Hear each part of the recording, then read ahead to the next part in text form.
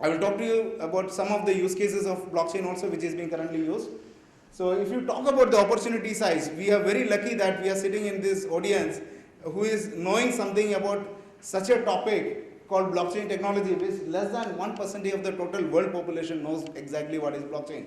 So if you see the graph of blockchain users all across the world from last 3 to 4 years, it is increasing drastically.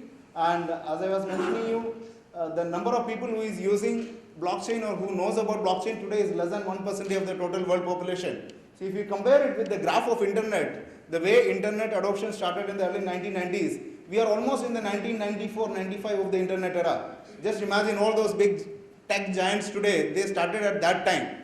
Just imagine today if you would like to open a search engine like Google or start an e-commerce portal like Amazon, is it possible to compete with them today?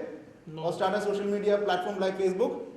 No, right? Because if you want to start any business, that business should be the right business at the right time.